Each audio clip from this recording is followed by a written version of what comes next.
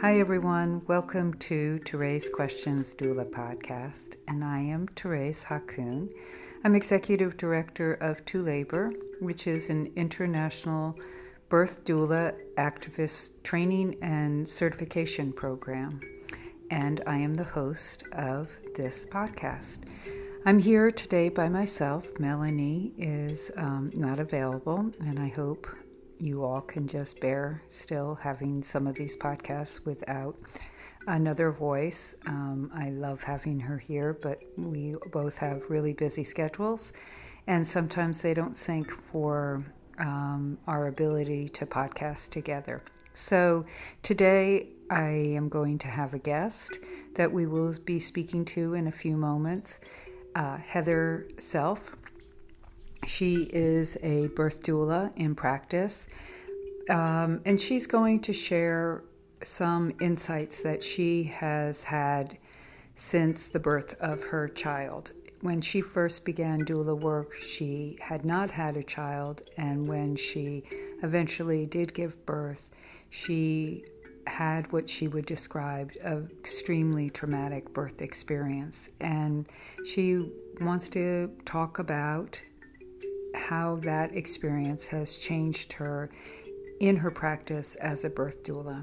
And I think this will be a really interesting conversation, both to hear from a parent, but also a doula, how birth can be so impactful on the psyche of specifically those who have birthed, but then also how it can change the doula and how they practice as well if they take some time and pause, which I believe is required of all of us, but need to take some time and pause and look at each experience and think, what can I learn from this birth, this relationship I've had with my client through these months period of time. So looking forward to that, and we'll be with her in a few minutes.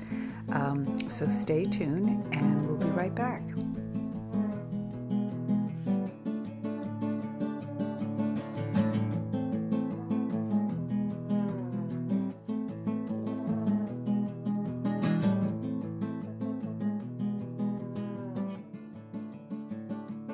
Hi everyone, so I'm back with our guest who is on the phone, Heather Self. Hi Heather. Hi there. How are you today? I'm doing well. How about you? Great. And so just to reintroduce Heather to everyone, she is a doula, among other things, and she will tell you what else, who is going to share some insights, some perspectives I think that can be really worthwhile for everyone working in birth about, without going into much detail myself right now, and I'll leave that to you, Heather, to do as much detail as you want, having experienced a traumatic birth from your perspective and what it led you to understand about being a doula and how you can work maybe in a different way than you might have prior to your own experience, or whatever, however it plays out that you would like to discuss this. So I guess going from there, just tell us a little bit about yourself and where you are and how you became, what's your life look like? Yeah.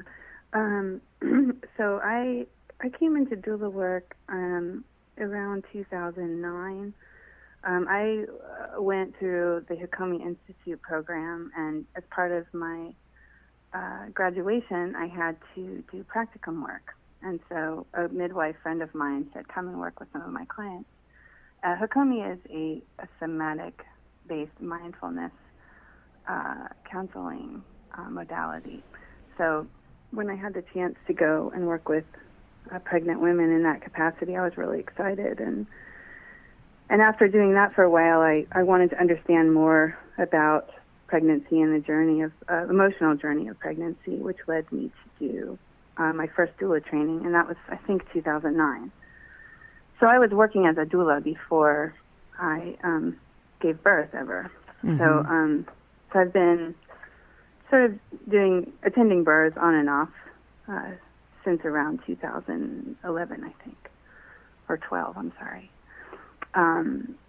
So, yeah, I'm based up in the Northern Virginia area now. Okay.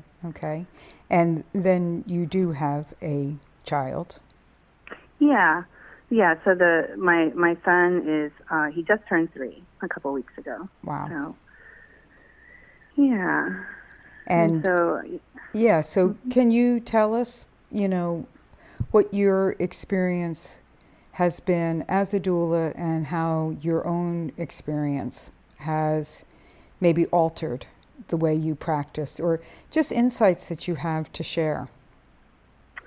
Yeah, definitely. I think I hadn't really attended any what I would call very traumatic births before I had my son, so it wasn't something I had a lot of experience with. And as a doula, I went in really educated about birth, and I every choice that I made through my experience was definitely informed. I think there's a lot, there's definitely a lot of things there to talk about, really.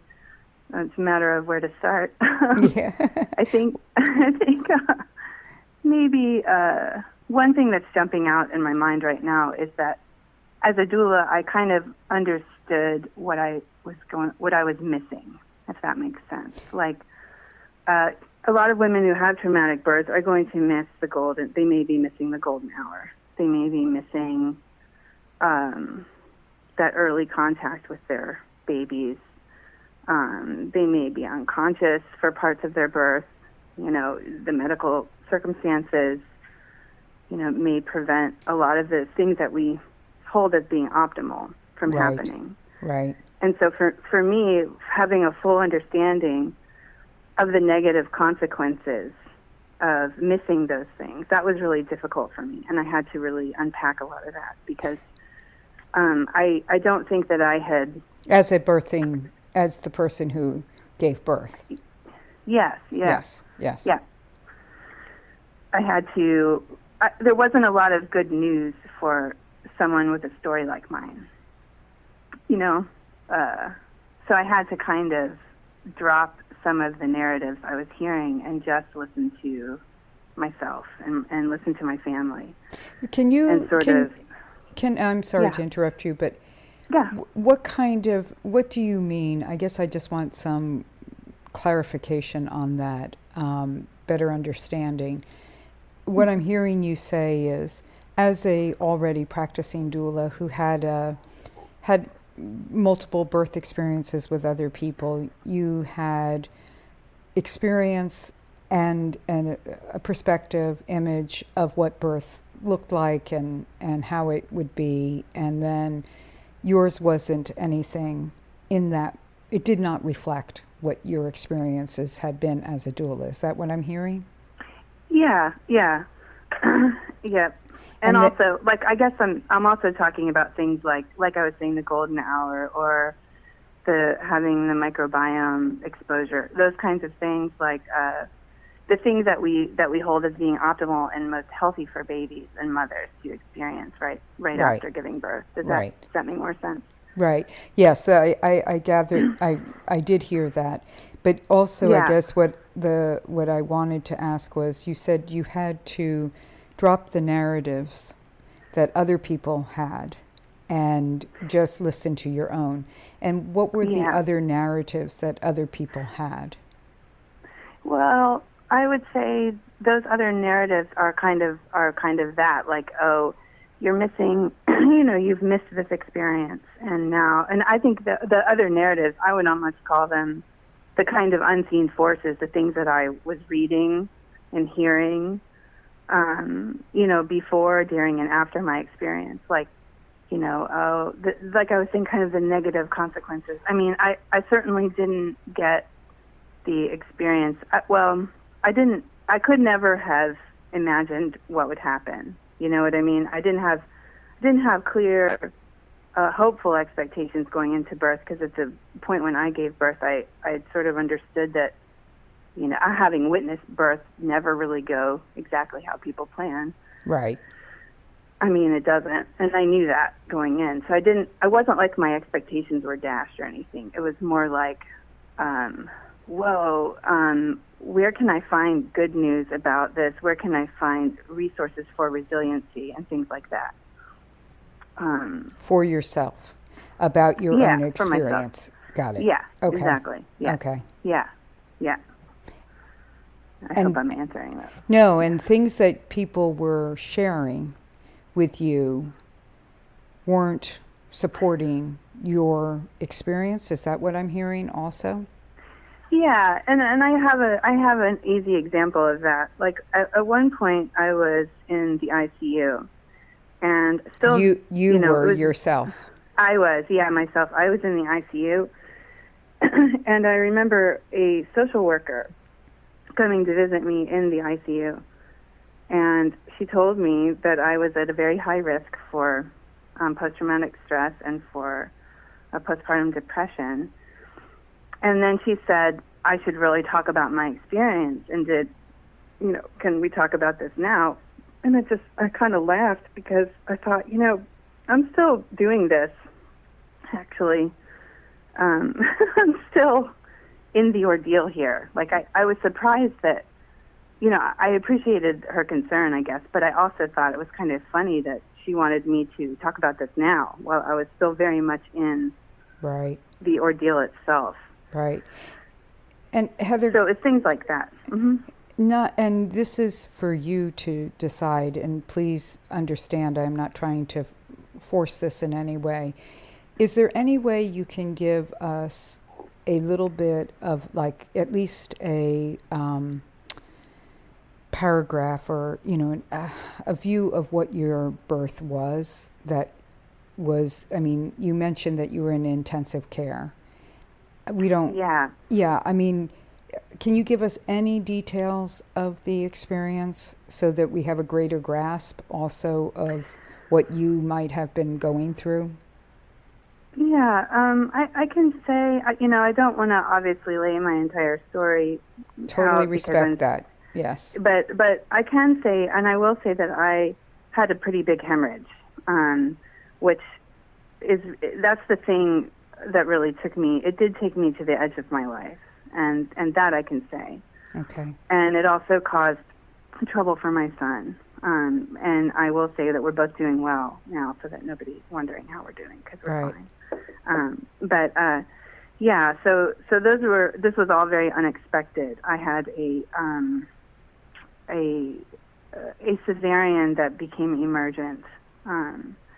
So does that give some more information there? And that you had a hemorrhage that then obviously put you into the intensive care unit. That put me, it was pretty bad. So. And your son also, it sounds like, had some repercussions of that, immediate repercussions, not long-term, but immediate as well. That's right, yeah. And he's doing well and doing just fine. Right. But the first bit of time was really difficult, and we didn't know, we just didn't know. And I guess this is where one of the things I want to share comes forward, is that, I was thinking a lot about what was most helpful to me. I thought that would be something good to share, good things to share. That absolutely. There were things that really helped me, and things that people can do. I think one thing that happens is that kind of trauma can get kind of radioactive in a way. People don't know what to do, or how to be present, or how to show up. Sometimes that person can become an identified patient. And what I mean by that is, like, everyone sort of ends up talking about that person, trying to identify what her behavior is, what she's doing, what she's thinking, instead of just talking to her directly. And so, there's definitely that component of trauma, I think, of birth trauma, which is so multifaceted, because you have physical trauma, you have maybe dashed hopes, You've got there's an intersection of all kinds of different emotions happening during a birth trauma. Things went unexpected things. Right. So there was, for me, the most helpful thing was that I had a pretty solid mindfulness practice going into this birth. And for me, it wasn't just like sitting in meditation. It was always trying to be present for whatever activities I'm doing, like the dishes or anything, just trying to bring a sense of full presence so that I am going one moment to the next. And that was the single most helpful thing to me in my experience. And that is, I think, what helped me not have super long-term trauma effects from my experience, because I was able to kind of stay embodied through my experience. And so that's one big way that I've shifted my prenatal work with my doula clients, is to really teach and work with mindfulness practices and how they might apply to labor and delivery and parenting, really.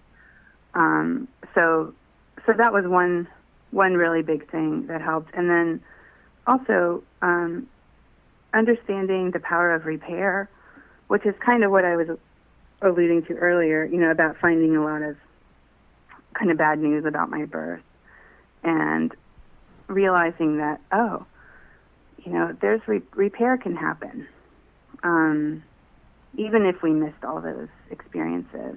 Mm-hmm. We can still repair. Love is part of a continuum. Love doesn't just turn on in the moment of birth. It's part of a much larger picture. Right, exactly.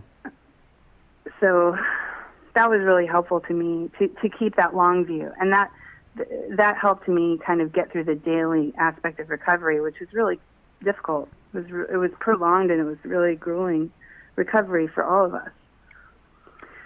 So having that kind of distant view in mind was also very helpful. And so when you were saying that the social worker who came to speak to you, and mm-hmm. I hear what you're saying. You felt like, wait a minute, I'm supposed to process this now. I'm still in the process. Like, this is too soon. So your mindfulness, it was like her suggestion was the opposite of what you were actually feeling you were needing and were doing. You were staying in the moment of what you were experiencing. Yeah, it sort of pulled me out of myself to that place where, am I supposed to start generating meaning for my experience right now? Or am I supposed to begin the process of resolving this already? And I'm not sure that was her intention. No. But I'm sure it wasn't. But that's where it landed in me. And I guess, one thing that I was thinking a lot about too is that, we want to give people pep talks and things. I actually don't do that myself anymore, especially. But it's like you don't know. The only way that you can really know what to say is if you meet someone where they are, and that's not easy to do. Right. But there were times through my experience where I felt like, wow, I wish someone would, just talk to me. Instead of talking about me. Like I could hear, sometimes I could hear nurses and things talking about me in the hallway and stuff. That's what I'm talking about. Like it would have been, that can be destabilizing, I think, sometimes, especially if what they're saying doesn't resonate with where you are. It can be destabilizing in the sense that it's like hearing someone else tell your story. Right. So even when people say things like, you were so strong and you were so great and things like that can be triggering if said in the wrong moment. How do you know? Yeah, well, I don't know that you always can know, but you can always ask, and you can also always try to really be present with that person, because I think what happens is sometimes, especially if you're a doula and you're encountering a really traumatic birth, you're probably you may be going places in yourself that you've never gone before. And you might find you may have strong reactions to what's happening. And I think that's really important, that you don't act from that place of reaction. So that, if you're reacting, you're not really responding. And I think that that's really hard, because especially if you don't have experience or even training in how to hold space with trauma, that can, you end up feeling like, oh my God, I don't know what to do. Right. And I can say also that I didn't notice what people weren't doing. You know what I mean? I noticed what people were doing. If there is a big trauma happening, there's a lot going on. If you faded into the background a little bit, it wouldn't have been noticeable to me had my doula kind of, stepped aside a little bit. I would rather have that than someone coming in and maybe making things a little bit more difficult, if that makes sense. But, yeah, I know. I think that's a really interesting thing that I'm rolling around in my head, that on the surface immediately makes total sense to me, and probably will, the more I dwell on it, really resonate that, if you're in the midst of something, you're not noticing what is missing, you're noticing what is happening, what is being said and done. So what were things that you felt, I mean, you mentioned people talking about you, and you used a phrase in the beginning that now is eluding me about... do you mean identified patient? Yeah, the identified patient. Yeah. And I think that's really a human condition that people... Oh, yeah. We talk about people, and we're talking about their experiences.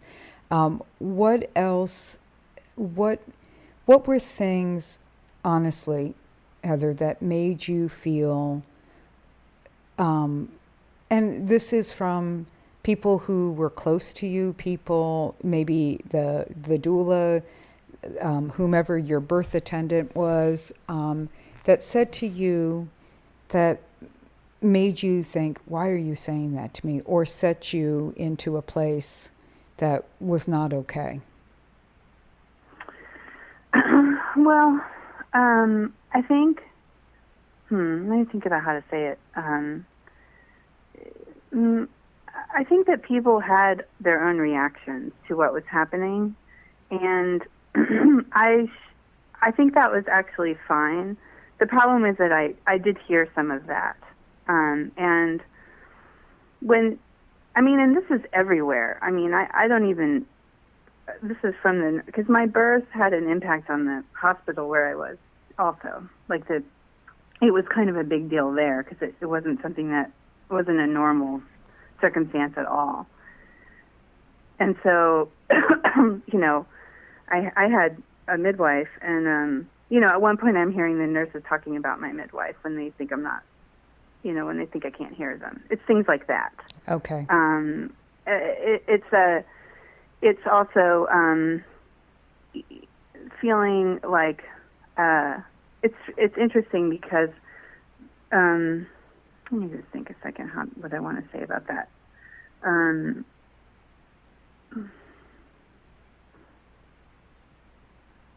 I think it played itself on small and on smaller and on larger levels. That feeling of like, wow, because really, when you're in the trauma yourself, it's very easy to feel like you're walking alone in some capacity, right? Because in the end, it's the person whose body is involved, who's living it. That cluster, that family cluster, is they're the immediate people dealing with it, and so it's hard to feel contacted. And I think it was almost that more than what people were doing or saying wrong was not feeling contacted through the experience, because people didn't know what to say or do. And I think what I was kind of saying before is that some of these things, I think, end up being driven by our own discomfort. Right, I agree. And I know, and I'm going to share a story about a birth I went to briefly with this woman was a friend. And it was that point in labor where she did, like, it was transition, excuse me, and it was kind of going, it was just getting really intense. And I remember I was like, gosh, I was trying to get her to move and do things. And I was like, let's try the shower, let's squat, let's do this and this. And she yelled at me and she said, "You're not listening to me." And I just stopped.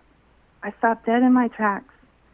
And I realized I wasn't listening to her. I was really uncomfortable myself, and I was trying to get her to move based on my discomfort.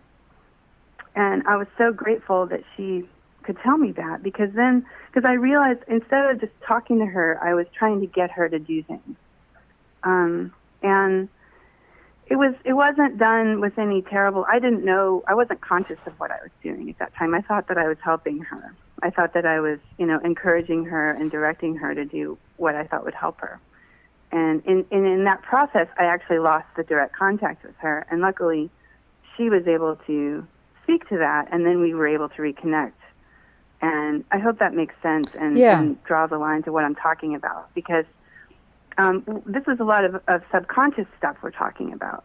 Our responses, especially in a trauma, and when the moment is heated, they may come from a very unconscious place, which is why I think it's good for doulas to talk about these things, prenatally, and to do some work in themselves, some interpersonal work in themselves about this type of thing, because that way they can come to these experiences and be there with a kind of a clean slate.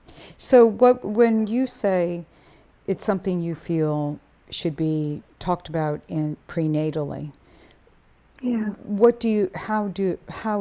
how is that presenting itself now to you? Like, you brought up the mindfulness, but how are you talking specifically in that statement just now about trauma itself?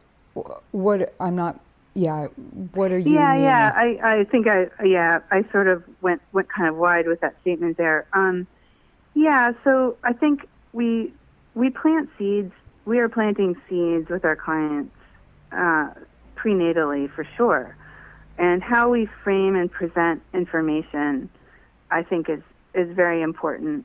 And I know I used to spend a lot of time with educating about the tactical details of birth, epidurals and pitocin and all those things. And I spend some time on that. I more ask them, do they understand? And I ask them questions about it more than kind of telling them. But I spend a lot more time now with my clients on kind of the emotional part, on preparing for meeting the unknown. And then that's, I guess, where the mindfulness practices come in. I try to teach fostering resiliency and helping them connect with the part of themselves that can go moment to moment. And also trying to have a much deeper connection with my clients too, so that I understand how to help serve them better. Do you think that that is something, because I agree. You have said this already in talking, that we have this ideal about, like, for instance, the golden hour, the skin to skin, those kinds of things.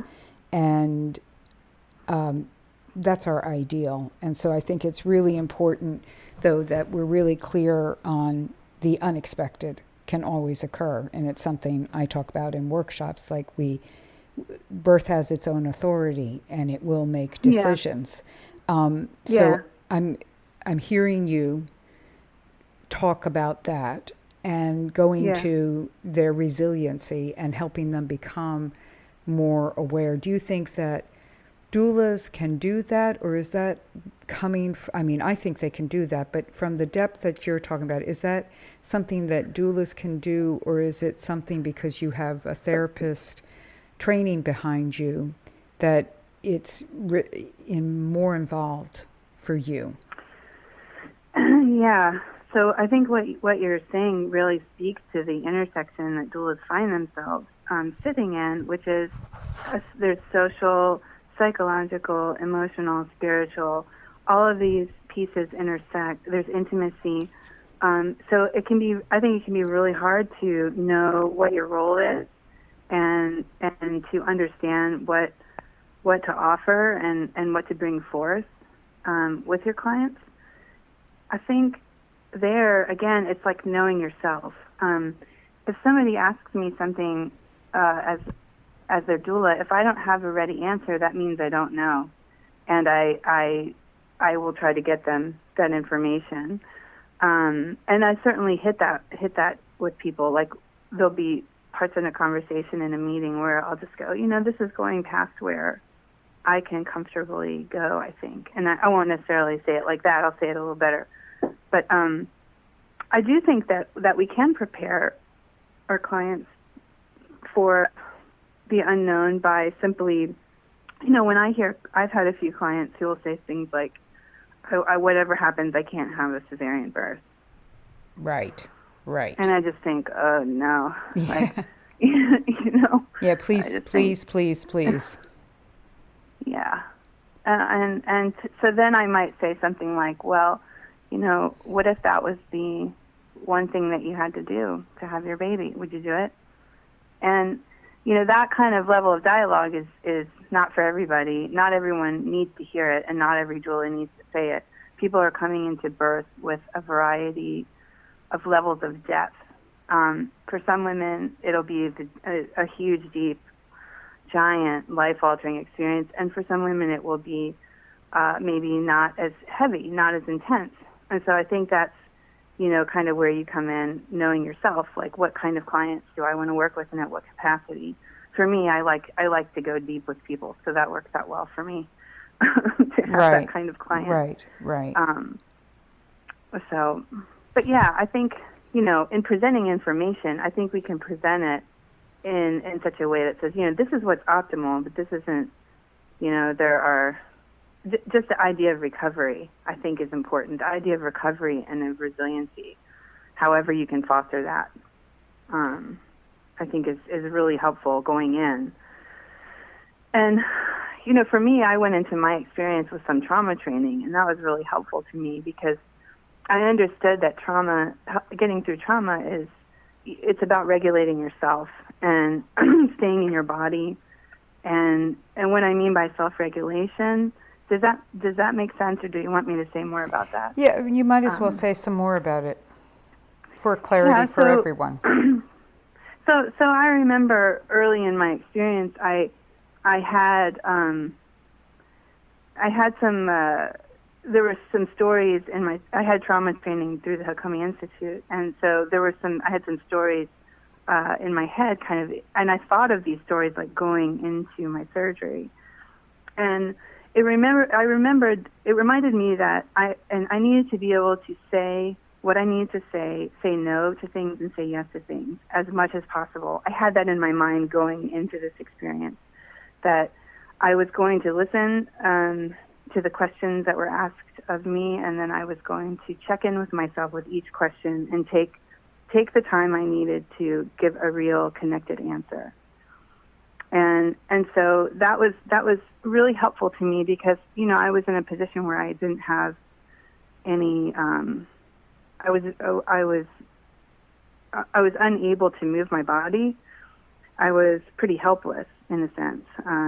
So my choices and my control was very limited. Right. But with what I had, I did take control of my situation as much as I can, and I really think that's one of the biggest reasons why I have done as well as I've done. And what about those who can't? I mean, who don't have that? What do we do? Well, so this is where you can help her or help that family. How can you support their decision-making process at the very deepest level in themselves?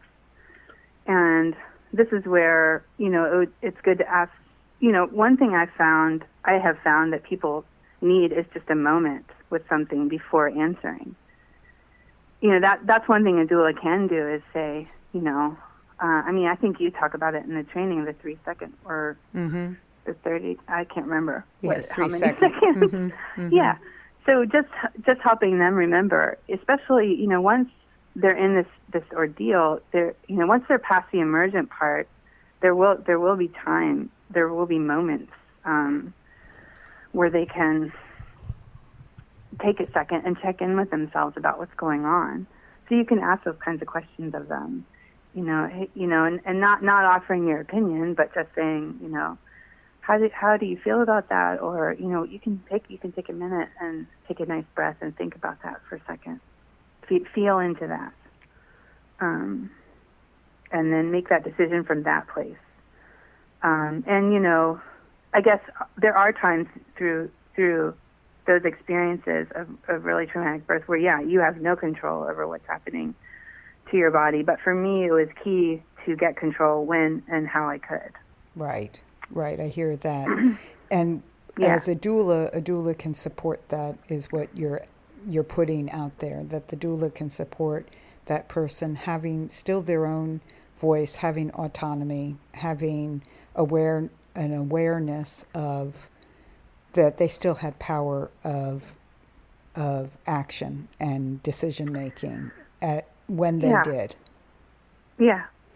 And yeah, go ahead. And I think and I think this is where it gets kind of scary sometimes, is like just feeling like you don't know what to say or how to be there. You don't have to come in with any preconceived wisdom to present, or any this kind of goes back to the identified patient, that idea that that this person's like, they're still the same person that they're just having a different experience right now, and it's not a time to try to lead or guide a woman exactly, because she's still in that ordeal and has to get through that. And I'm not saying that you can't offer guidance there, but only if it's very clear to you about what to do. I agree. Otherwise, Otherwise, it can be very destabilizing, because what it ends up feeling like is that someone's, again, like trying to get you to do something. Well, right. I talk about this in the workshops. It's pushing a person to a place they're not ready to go. We're assuming based on wherever we're coming from, that we know what they don't know.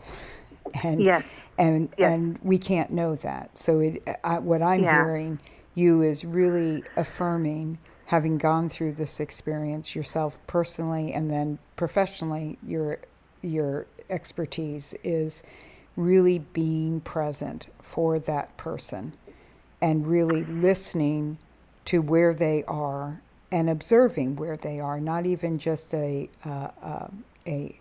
auditory presence, but a physical presence, watching body language and eye contact and things of that sort. Yeah, exactly. I think that's hugely important, because the thing is, I could never have imagined how I would feel and in my experience before I was in it. I could never in a million years have imagined that. Right. And I think it's very, very easy from the outside in to look and think, oh, if I were her, I would do this or this or this. But the truth is, people are coming into these experiences with a lifetime of different. They've walked a different paths to get to that point. Right. So for me, I had a lot of experience with trauma in my personal life and then in my training. So I was already kind of, I don't want to say seasoned, but I was in a sense seasoned in dealing with trauma in myself. So I had that experience. So I was through my experience, I was fairly calm because I knew how to do it. But somebody else might be screaming, and it's no measure of pain. It's not a measure of the difficulty of the situation. It's that what's unfolding in front of you, you may not ever be able to understand it, but that's, it's not really yours to understand. Right. You're affirming so much, Heather, that I think is really important that we do talk about. And I always say this. This is why I say to people, when somebody says, what would you do? Your answer is, it doesn't really matter what I would do. What can I do to help you make the best decision? Because the truth of the matter is what you just said. You could not imagine what you would be going through, what you would do, what decisions you would have to make. And even if you have been through an experience, it doesn't mean you would also experience it again in the same way. Right, exactly. And make the exact same decisions. And that is something I think we have to be incredibly conscientious of throughout our relationship with our clients, regardless of the trauma or no trauma around the experience. But yes, definitely not leading someone to a place they're not ready to go. And were people trying to lead you into places you weren't ready to go? Let me think about that for a second. Well, I think that it was all very well meaning under the guise of, I totally believe that. So of trying to help me, or it's that idea of being directed towards something. Right. You know, I think there were things in my birth that, you know, were very difficult to see and very difficult for the people around me to see, and they just wanted relief from that. And so wanted to relieve you, yes. They wanted to relieve me, yeah. Oh, yeah. They wanted to relieve me, and they also wanted to relieve themselves because everyone was suffering at that time. But I think, you know, this is also, I wanted to mention this, and it's sort of a little bit of what you said just before this. But, you know, people have to stay within what they can tolerate, right? It's the window of tolerance. So trying to push someone out of that place where they are self-regulating, it doesn't matter what it looks like to anybody else. If that person is self-regulating and they're not freezing, they're not. I mean, this isn't stuff that you have to do a trauma training to see or understand. You know, like for me, I remembered at one point in my ordeal, like all I could think about was this jar of grape juice across the room. And I knew that if I could drink the juice, I could get out. It meant I was one step closer to getting out of there.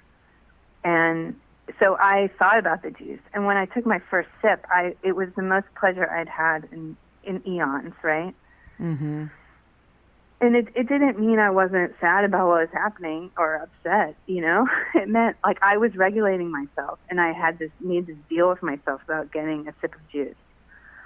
And so that might have looked different to someone else. Maybe someone thought at that moment I should have been crying, or, you know, I don't have any idea. But for me, this was me doing Heather, you know, being Heather and being embodied during a difficult time. And that was so. What you see, it might not look right to you as a doula. You might see things that make you go like, that doesn't seem right at all.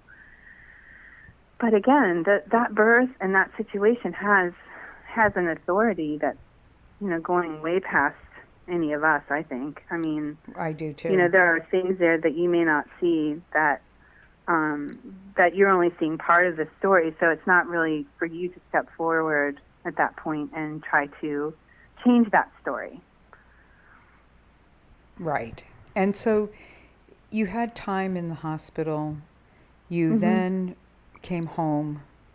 You have a baby. You have to move forward.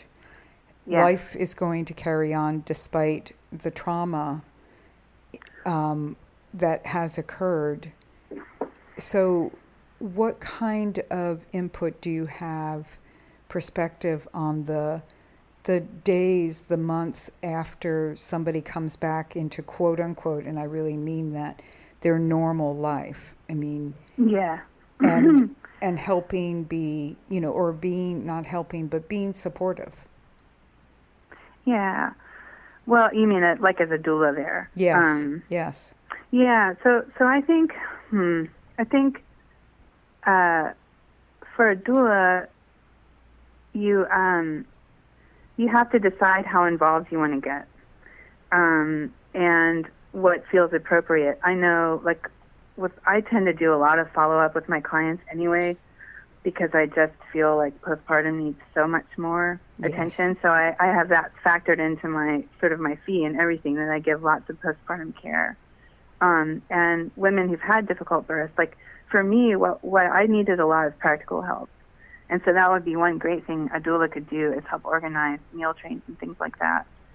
I know that the people that helped us with meals and cleaned our house and took me to doctor's appointments, that was all that made me feel so cared for, and was one of the single most important things in my recovery, was that I felt that our needs as a family were being tended by our community. And that was, that was everything in my recovery. So as a doula, you can participate in that in whatever capacity you want. If that's not your jam, then you can exit, in whichever way you want. But I think that's another place where, you're not going to make sense of that birth by the time you close your relationship with your client, probably. Yeah, so, and if it's not, if that's not, as you said, their jam, then they can also, though, offer, potential resources like a postpartum doula or other people in the community who can step in. Were people wanting I'm bringing back the social worker who was addressing you immediately. Were there people, once you were, more stable at home, despite the fact that you were still having to deal with, physical and issues, were there people then like, okay, Heather, it's time, like, what happened? Let's talk about the story. Were people trying to get you to speak of the story? Well, I think that for my immediate family and my closest friends, that they saw that it was a really long process for me. And it wasn't like there wasn't anybody that was like, "Are you done with this yet?" I mean, nobody said that to me ever. But I think that other people moved on from it long before I did. And I hesitate to even say moved on, because it's still something I'm processing and probably will for a long time. I mean, I'm in a very stable place in that process now. But there are still parts of my story that are unfolding that I'm still learning about. And so I think that's one thing to keep in mind, is that, that family's journey with that experience is going to go on for a long time. And I do think I see a lot of things. I'm on some forums, some traumatic birth forums, and I see a lot of women, they'll say, it's 3 months and I'm still really upset about this, and I just think, wow, yeah. That's not very long. No. Somehow we think there's a time. Yeah, and the story changes, and your understanding of what happens changes, and the meaning that you generate from your experience changes. And so all of those things make it, again, why I think it's super important not that you don't tell her story to her at any stage of the experience. If they ask, I've had clients ask me for timeline information, and I'm always happy to answer that. Right. But I don't say because that story can change, and if you kind of put something in that story, it's like it embeds something in their story that they have to contend with, for whether it's helpful or harmful, I don't know. So yeah, and so was speaking, I guess a question kind of in this, was speaking of your story, Heather, to others helpful, or was it something that you felt like there wasn't a need for you to do that, but maybe there is for other people to do? I mean, what's your thoughts? Yeah, that's a good question.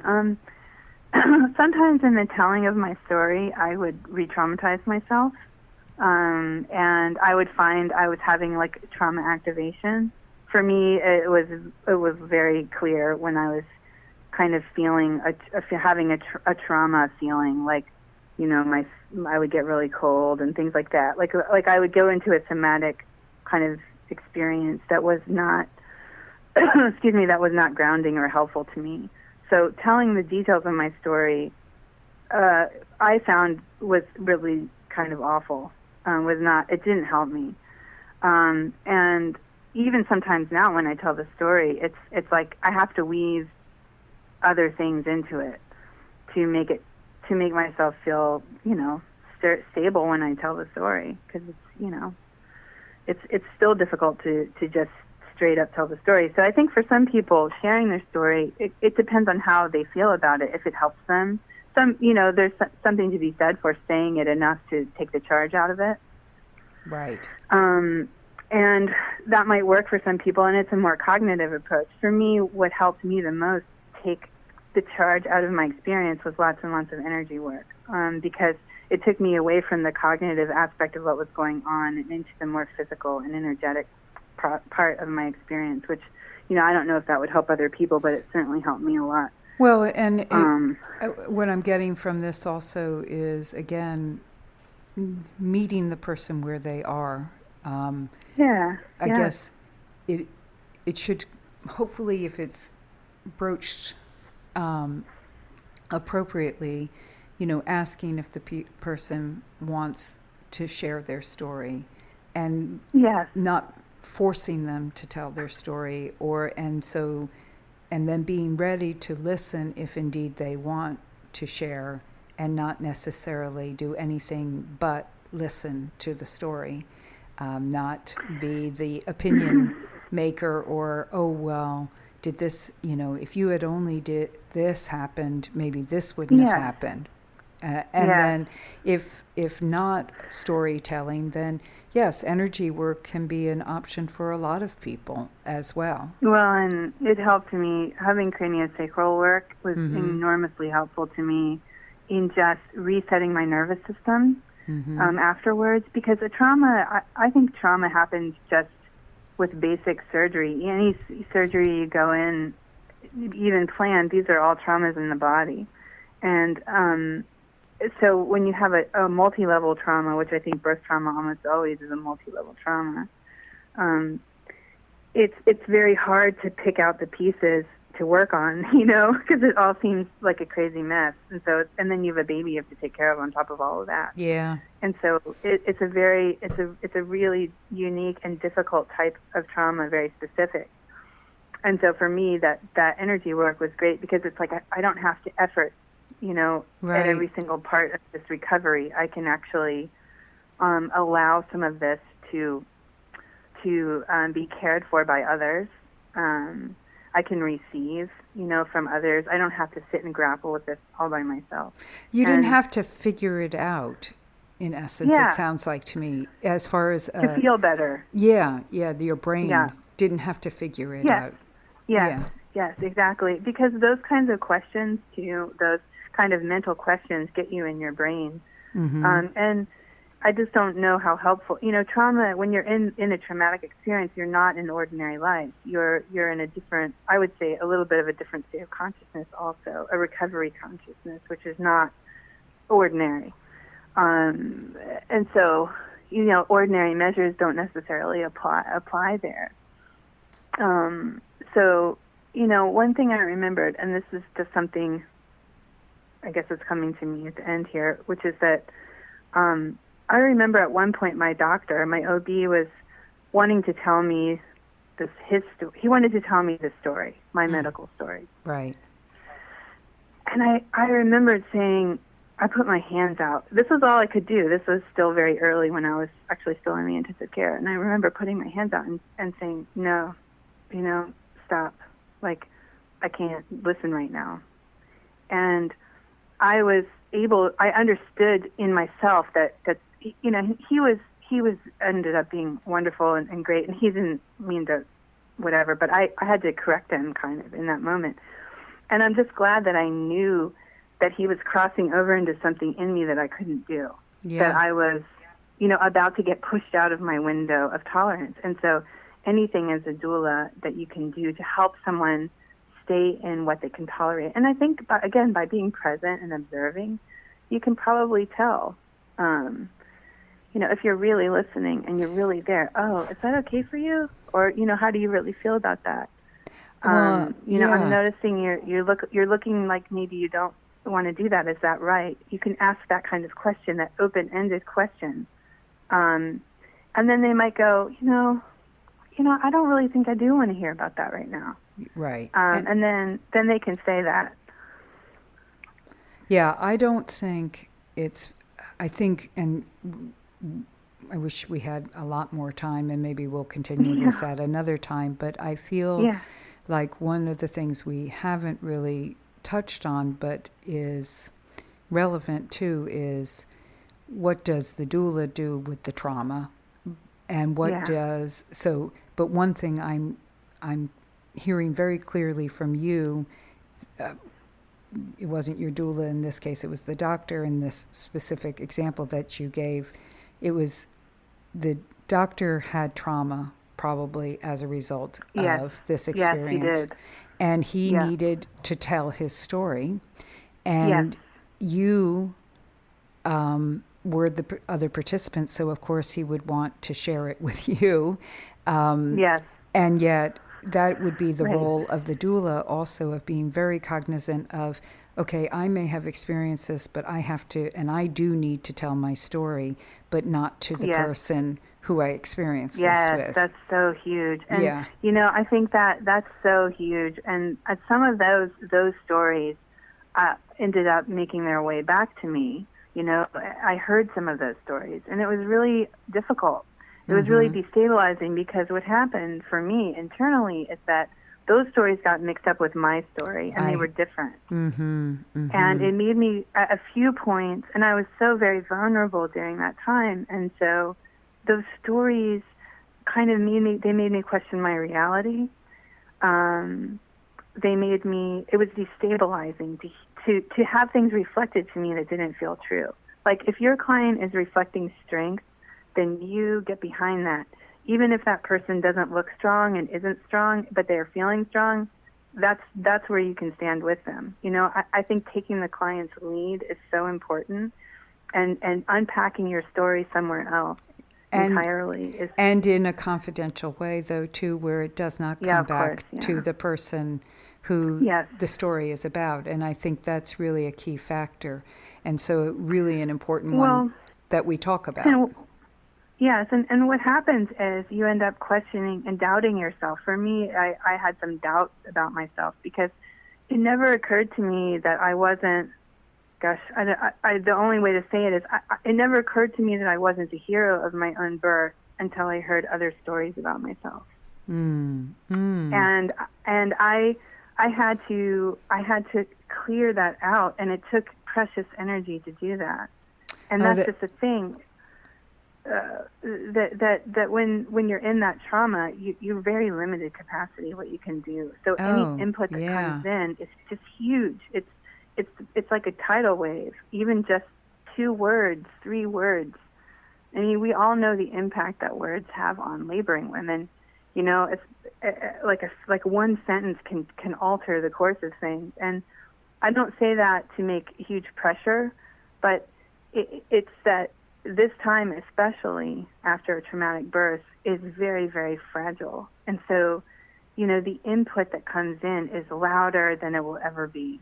And that was my experience, was that input was so big and loud. I hear you. Other times, that kind of input could come in and just be like, whatever, she's in a bad mood, or, Right. It wouldn't be that big thing that it can doesn't become. have that absorption as it does at this time. I think what you said is so critical, and I love your phrasing there, Heather, of I was the hero. I never didn't think I wasn't the hero of my own birth, and that to hear differently. I mean, I think besides how you described it, it conjured up in me a sadness also of a robbing of your story, a robbing of your experience. And I totally understand that a person, and this is why we're talking about this, Yes, exactly. We are all human, and I think that I will speak for 99.9% of the doulas out there. I would hope like it's 100%, but have a kind heart. They're not coming Yeah, of from course. a malicious point of view. It's what I Yes. talk about in workshops about being thoughtful, meaning being full Yes, of thought. yes. And not being thoughtless, meaning less the thought, that we really need to think before we speak, because sometimes what we think is okay even is not, it's just not okay. It's really, we are going to screw up sometimes, but we're going to try to do it as little as possible. So listening, is the key factor here. And one thing to mention too is, to make it safe, be willing to look at it differently. I mean, I had a very good experience in healing one of these fissures with someone, for lack of a better term, for someone that caused some harm, but we were able to make a beautiful repair. So it doesn't mean, even if you get this, if you say the wrong thing, you can always make contact and repair. Yes. The moment you see it, the moment that you recognize it, there's always that capacity. And for me, that didn't have any lingering effect. I mean, it didn't rob my story. My story wasn't robbed, but I had to restore parts of it. Mm-hmm. And that is an effort that I see now. I see the value in it, especially in how I'm going to be working with with my clients moving forward. I see value in it. But I also can see how it would be nice in a lot of ways to not have had to do that. Sure. And that pieces of that were necessary, really. Right. And for you, it didn't rob, but for some other people, it can. It could. It can alter things in a way that even if you had listened to your doctor's story, his perspective would have changed your perspective. It's just hard not to do that. Yes, that's it. And that story will change. Right. That story will change over time. Right. And it's really her story, or that family's story. So they're the ones that need that kind of open space to let their story emerge from all of that noise and chaos. And I think that's just hugely critical. And so one of the things I'm excited about is beginning to do some work with doulas about how to do some of these things, about how to listen without, what to do with your story, I guess, how to process your story away from there, and how to recognize when you are maybe starting to superimpose your story there. I think that's really valuable. I think that, and what you're helping me, you're affirming your experience, your sharing of this experience that you had and what it has brought you, is affirming what we talk about in workshops, which is really, the full presence and learning to listen and having our own experience as a doula. But it is just that. It is our own experience. And I know that doulas get traumatized. I know that people in birth work get traumatized. And it is legitimate, and it's not, just for everyone to be really clear, and I think it has been made clear. It's not that that's not important. It's how then they process that and are allowed to also, and that's the other thing that I speak about, is that when doulas do go through an experience, it's choosing whom they are going to speak to about the experience with, and setting parameters and boundary lines, if they can, with that person or people about what they want to receive in the telling of that story. Because I've seen doulas be traumatized by the process of processing with other doulas. Because there were no boundary lines set. So I think, this topic then goes beyond what we're talking about here right now. Because the other thing, and Absolutely. so maybe, Heather, what I need to do is have you again, and we can Sure. talk more about the doula processing, and also something, and I can't go into it. Time isn't allotting for us to get into this right now, but Yeah. your husband, partner, what he went through as well, and Yeah. his experience. He gave me one sentence about that, which I'll give to you just as a little ending note. He said, "Call your people and tell them what's going on and let them come and help you." Meaning his people. Whoever, call Yeah. all of your family and your friends. Yeah. Don't try to shoulder any part of it on your own. That's what he said. That's good. That's good. And I'd Yep. love to hear more about how a doula can support that, and how, others have worked through that, and Yep. how Yep. they process, because this is something I also talk about probably many times on the podcast, but always at workshops, that partners are witnessing these experiences, and they have trauma, and we don't. Yeah, they have secondary trauma. Yeah, and we don't address that often enough. But that'll be another conversation, Yeah. Heather.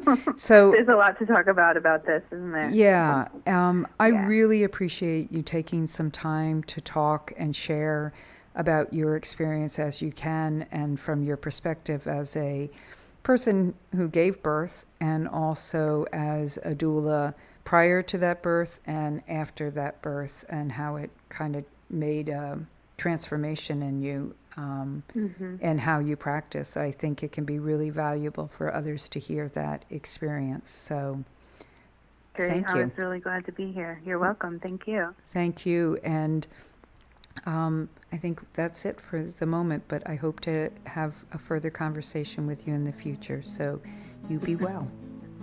Yep, that sounds great. Thank you. Thank you. Bye now.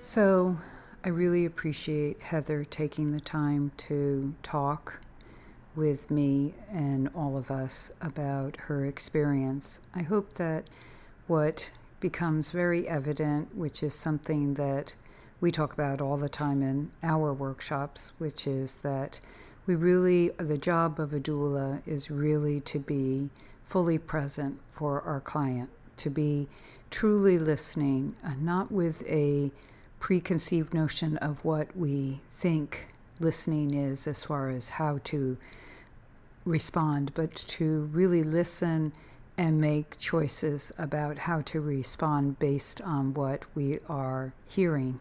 The words, the sounds, the facial expressions that our client is giving to us is really part of the ability of a doula to create a safe space and air much less than maybe other people, and that's what we're striving for.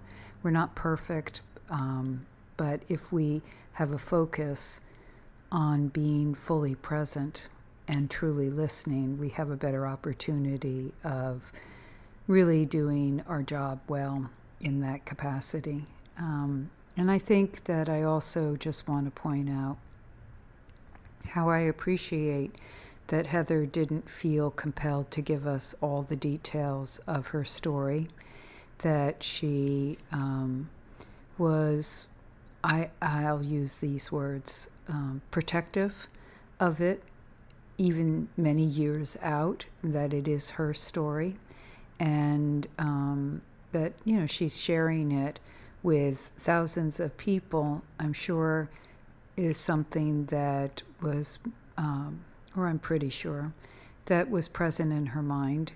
And I think this is an important aspect of our work as doulas, but also for anyone who is out there listening, which is that we can ask somebody if they want to share their story. And I think it's really a worthwhile question to open that possibility of somebody being able to share, but not having any pressure on them to tell the story, to give the details of what the experience was, letting them make their choices if and when they're ready to, because as Heather expressed, the story changes, and it can or it should be or it needs to be protected for many, many people. So I think that's something to walk away from also from listening to her. And, the other part of it that we didn't get really into, and this is where I think we could have further conversations with Heather and perhaps others about doula self-care, because though obviously the experience is happening to that particular person who has birth, the other participants, the doula, anybody else who is involved, is going through that experience as well. And if it is indeed a traumatic experience, needing a space to be able to process that outside of the space that is with the one who birthed, but needed in a safe space for those who witnessed and participated in the experience. So I think that will definitely be another conversation, though we've talked about it off and on through the years of doing this podcast. I think it's something that we need to really look at again. So stay tuned for that in the future. And then finally, I just want to offer a lot of gratitude again to all of you out there who, first and foremost, are doing this work. I know it's not always easy, and I feel that we need to recognize you and that work. And for listening to this podcast, I really appreciate that greatly and want to offer you always that gratitude towards that.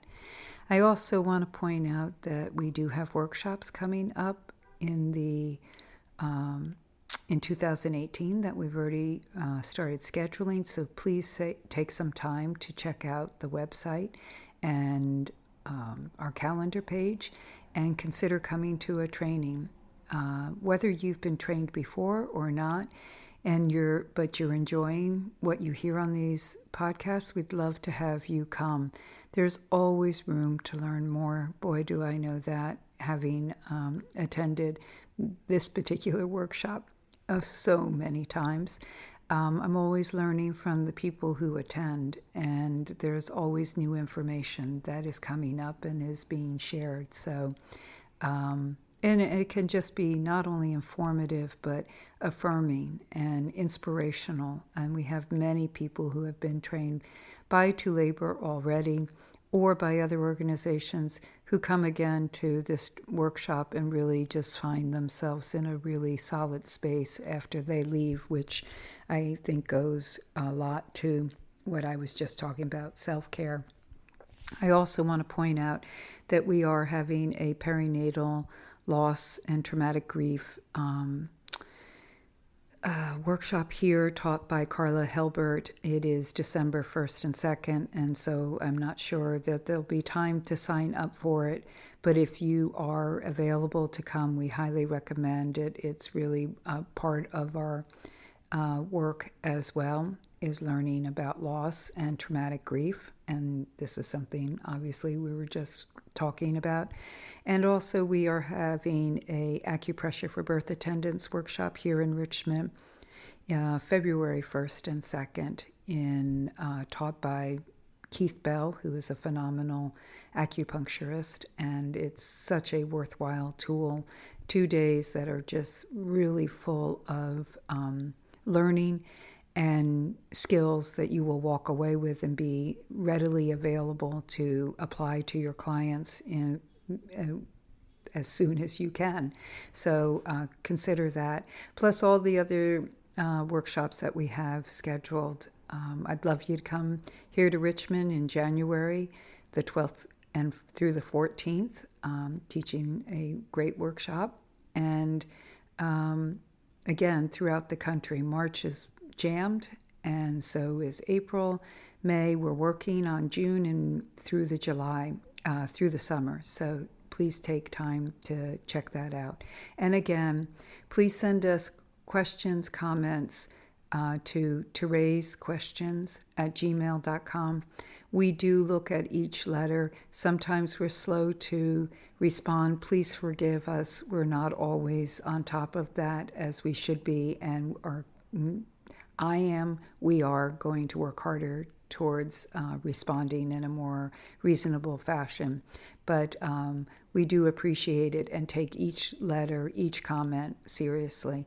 So until next time, be well, and I'll be here talking, listening with all of you very soon. Bye now.